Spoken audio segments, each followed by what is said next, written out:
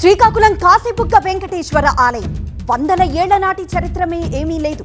కేవలం 6 నెలల కిందటే ఓపెన్ అయిన ఆలయం. ఒక ప్రైవేట్ టెంపుల్ తిరుమల రెప్లికాతో నిర్మించి శ్రీ వెంకటేశ్వర స్వామికి అంకితమైన క్షేత్రం. ఇప్పుడిప్పుడే స్థానికంగా జనం నోళ్లలో నానుతున్న గుడి. తిరుమల తరహాలోనే గోపురం, గర్భగుడి ఉండడంతో భక్తులను ఆకట్టుకుంది. కానీ అతి తక్కువ కాలంలో ఇంతలా ప్రాచుర్యం పొందడానికి కారణం కూడా ఉంది. అదేంటో ఇప్పుడు చూద్దాం. హరిముకుంద పండ 95 ఏళ్ల వృద్ధుడు 10 ఏళ్ల కిందట శ్రీవారి దర్శనానికి వెళ్ళినప్పుడు గంటల తరబడి క్యూ లైన్లో వేచి ఉండాల్సి వచ్చింది. క్యూ లైన్లో నిల్చోలేక అక్కడున్న సిబ్బంది స్వామి దర్శనానికి అనుమతించకపోవడంతో నిరాశతో వెనుతిరిగి వచ్చాడు. అప్పుడు తానే శ్రీవారికి ఆలయం కట్టించాలని నిర్ణయించుకున్నాడు. తన కుటుంబానికి చెందిన కొబ్బరి తోటల్లో తిరుమల రెప్లికా ఆలయాన్ని నిర్మించాడు. 2019లో ప్రారంభమైన గుడి నిర్మాణం ఇప్పటికీ కొనసాగుతోంది. ఇంకా పూర్తి కాలేదు. తిరుమల ఆనంద నిలయం తరహాలో గోపురం ఏకశిల విగ్రహాలతో నిర్మించారు. శ్రీ వెంకటేశ్వర స్వామి, శ్రీదేవి, భూదేవి నవగ్రహాలు, సకల దేవతామూర్తులు కూడా ఉన్నాయి. ఒక కోనేరు కూడా నిర్మించారు. టీటీడీ నిర్మించిన ఆలయానికి కూడా రాని ప్రచారం ఈ ఆలయానికి అతి తక్కువ కాలంలో వచ్చింది. కారణం, ఆలయం నిర్మించిన పండాకు స్థానికంగా మంచి పేరుండడం.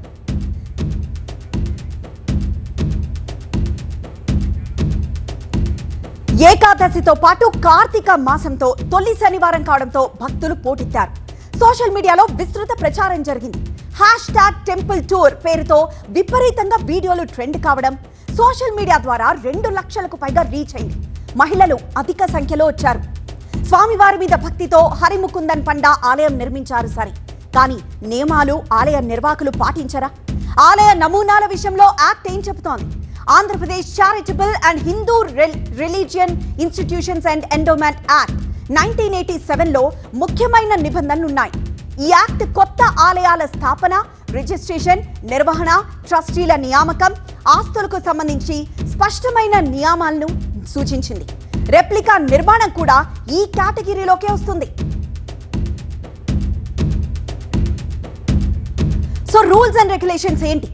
రిజిస్ట్రేషన్ తప్పనిసరి. ఆలయం నిర్మించిన తర్వాత 90 రోజుల్లోపు సబ్ డివిజన్ అసిస్టెంట్ కమిషనర్తో రిజిస్టర్ చేయించాలి. ఇక నిర్మించేటప్పుడు టీటీడీ మార్గదర్శకాలు పాటించి ఎండోమెంట్స్ డిపార్ట్మెంట్ అనుమతి తీసుకోవాలి. ట్రస్టీల బోర్డు నియామకం కూడా ఉండాలి. అయితే ఆదాయం ఆధారంగా 5 నుండి 7 మంది ట్రస్టీలను కమిషన్ నియమించాలి. ఇక కళ్యాణాలు, బ్రహ్మోత్సవాలు వంటి ఉత్సవాలకు టీటీడీ నుంచి అధికారిక అనుమతి తీసుకోవాలి. లేకపోతే చట్టపరమైన చర్యలు తీసుకుంటారు. ఇక నిర్మాణ ప్లాన్లు, అంచనాలు ఎండోమెంట్స్ కమిషన్ ఇంజనీర్లు ఆమోదించాలి. ఇక భక్తుల భద్రతకు సంబంధించి అంశాలపైన కూడా ఖచ్చితంగా దృష్టి పెట్టాలి. మరోవైపు ప్రైవేట్ ఆలయాలైన ఎండోమెంట్ యాక్ట్ అనుగుణంగానే నిర్మించాలంటున్నారు అధికారులు. అయితే కాశీబుగ్గ ఆలయం విషయంలో నిర్మాణంపై ఎలాంటి అభ్యంతరాలు లేవు, కానీ భక్తుల భద్రతపై దృష్టి పెట్టినట్లు కనిపించలేదు. ఇంకా నిర్మాణ దశలోనే ఆలయం ఉండడం కూడా భక్తుల మరణానికి కారణమైంది. దీనిపై ఏపీ ప్రభుత్వం సీరియస్ అయింది. బాధ్యులపై కఠిన చర్యలు తప్పవని ఏపీ సీఎం చంద్రబాబు తెలిపారు. మరి కాశీబుగ్గ తొక్కిసలాట ఘటనపై ప్రభుత్వం ఎలాంటి చర్యలు తీసుకుంటుందో చూడాలి.